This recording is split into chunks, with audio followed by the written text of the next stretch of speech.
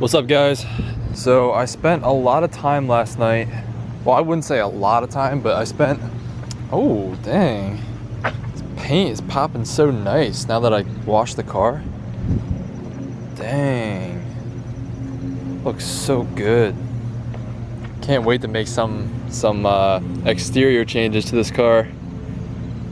That is not the primary concern right now. So let me just run through what I figured out. I think the previous owner may have explained some of this stuff to me, but I didn't remember any of it at all. I mean, it was a lot to take in when I was looking at this car because just everything was new to me. I mean, I'm new to 5 cylinders and this engine is far from stock right now. All right. Yeah, I do not like this hood latch thing, the hood rod. I really want to go back to the stock one. I'm gonna run through real quick what's going on in this engine. So I'm not gonna spend a whole lot of time with this, but I'm hoping to just make like a quick 10-minute video just so that you guys can see how everything is currently set up. And that way, when I make changes, you guys will be able to see what this thing looked like to begin with and what it ends up looking like.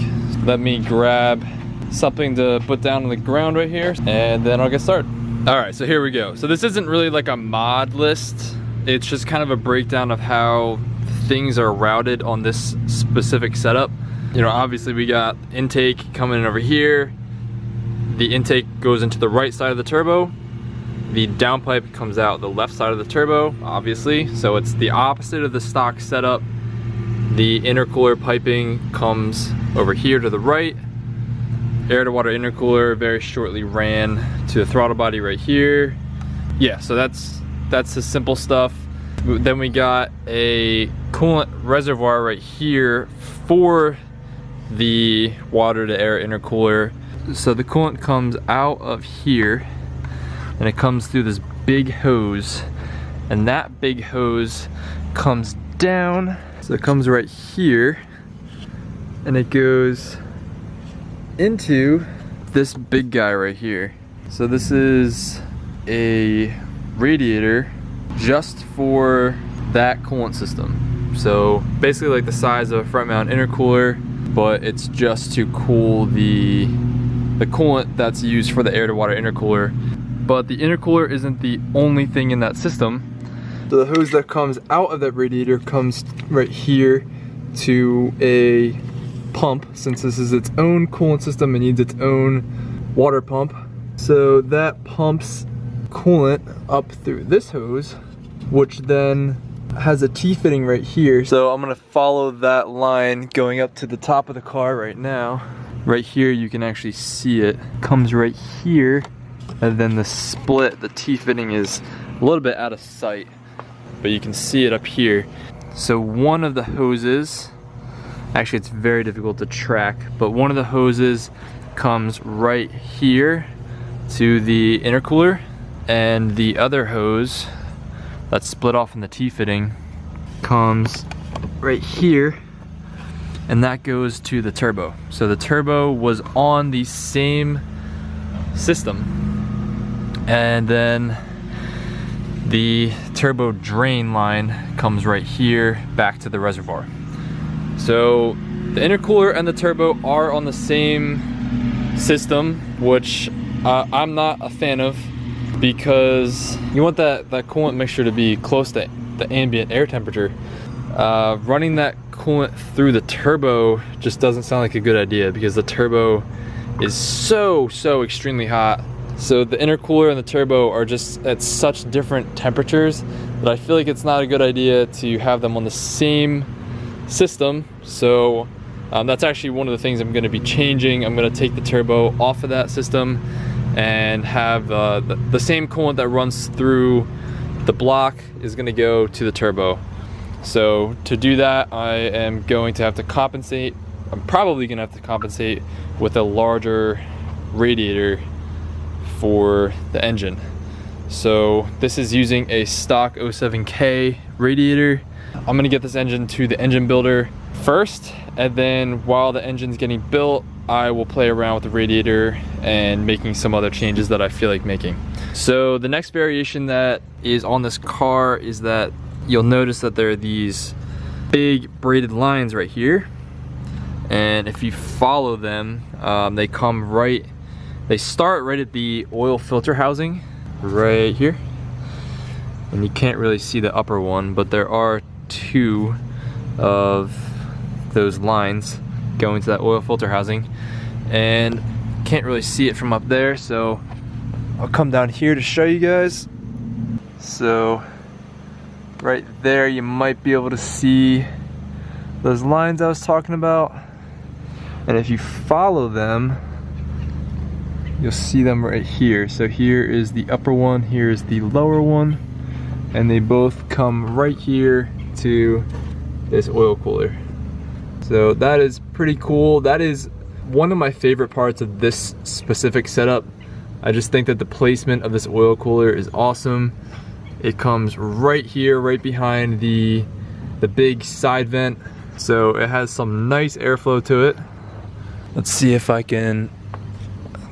comes up on camera through here. Yeah, it shows up pretty nicely. So there you have it. That's the look at it through the side grill. There's not much of an obstruction. Actually, this line for this front radiator for the air to water intercooler setup, that hose kind of blocks a little bit of airflow, but it's not too bad. I could probably spin this pump around a little bit so that I can get this hose out of the way, but honestly I don't think it will really make any difference. So yeah, I like that oil cooler a lot. So overall, this is actually a really nice setup. I do like it a lot. I don't think I'm gonna make major changes. I think I'm mainly just going to upgrade that radiator, bring the turbo off of the air to water intercooler setup, and I'll probably be making a big change to the intake. Maybe not a big change to the intake, but at least change the intake in some way, because I'm not a big fan of this setup right now. I think it's a little bit too crammed right here. The intercooler piping being this close to the valve cover makes taking the coil packs out a little bit harder than it should be. It's still not that difficult, but it could be a lot easier. I'm thinking at the very least I will swap the position of these two, so I can clock the turbo so that this pipe comes right where this is right now. So this will be like tucked up underneath here. It's gonna take some work because I might have to like cut and re-weld this so that it comes out straight over here. Or possibly I can move this entire thing, because there does seem to be clearance for me to do that. I mean, I could probably move this like an inch forward. I can move this reservoir over to the right if I wanted to, and I can move this entire thing up a couple of inches without hitting anything.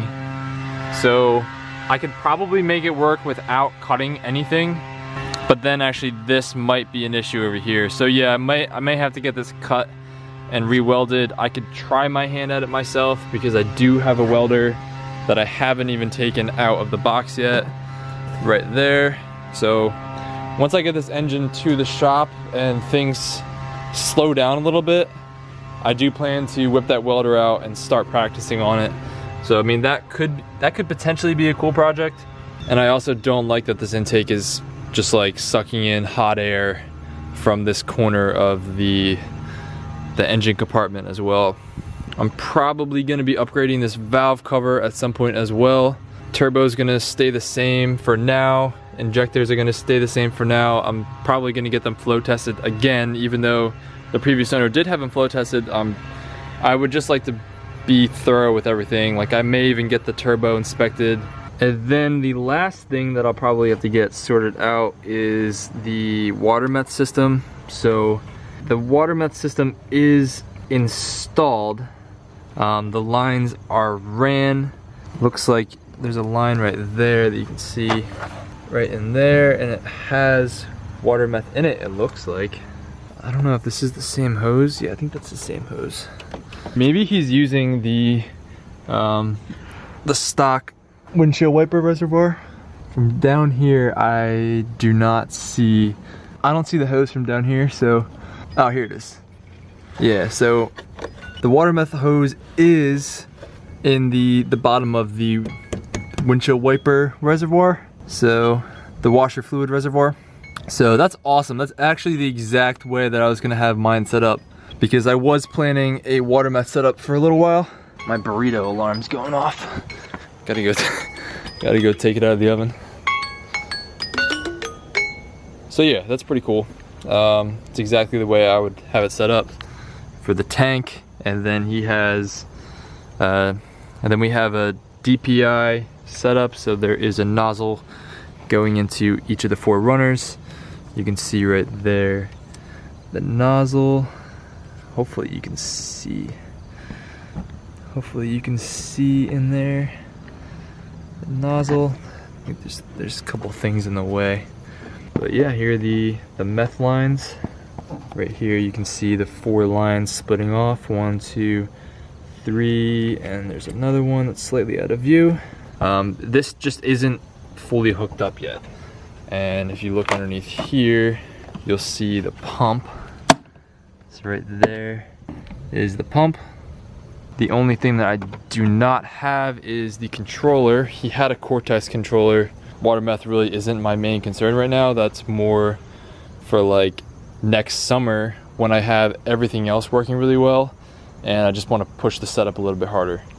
Hopefully this winter things go smoothly with this car and I'm able to enjoy it and do a bunch of exterior mods, do some other simple things.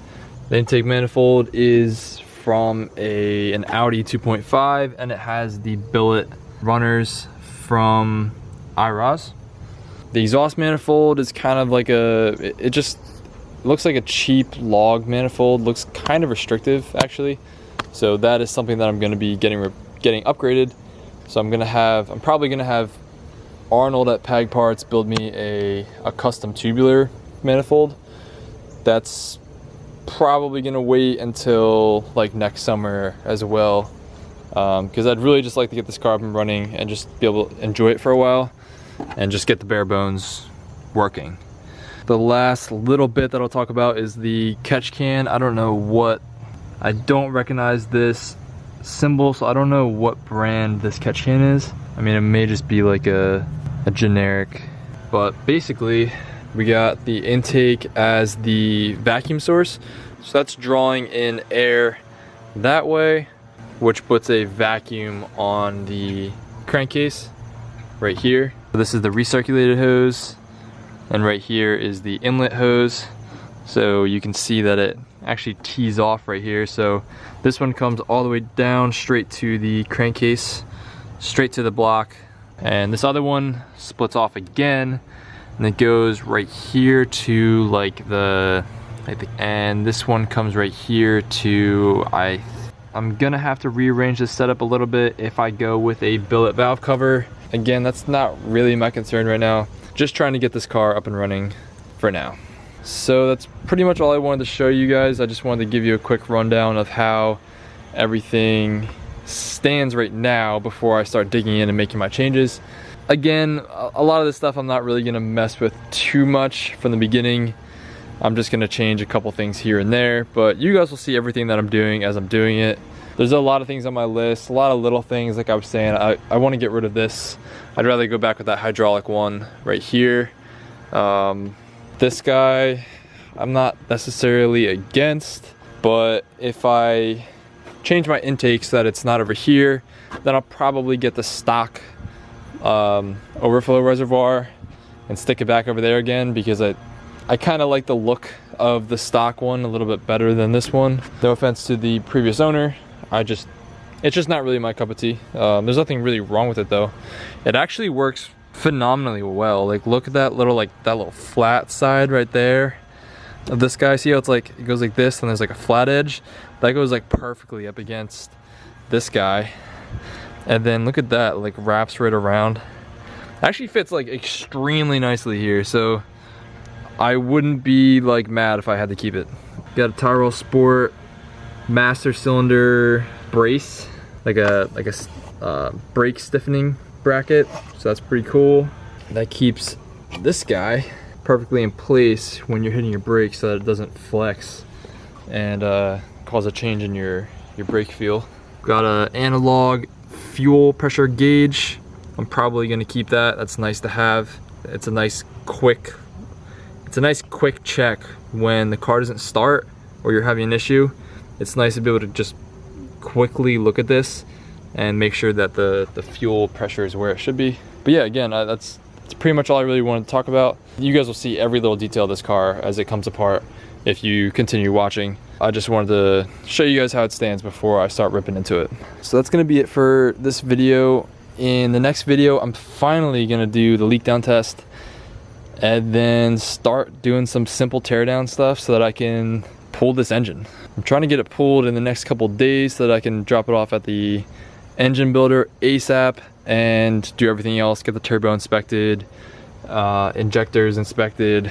Everything should be done at once. I don't expect to be waiting super long for all this stuff. So yeah, I'll see you guys in the next video. Thank you for watching as always. See you guys.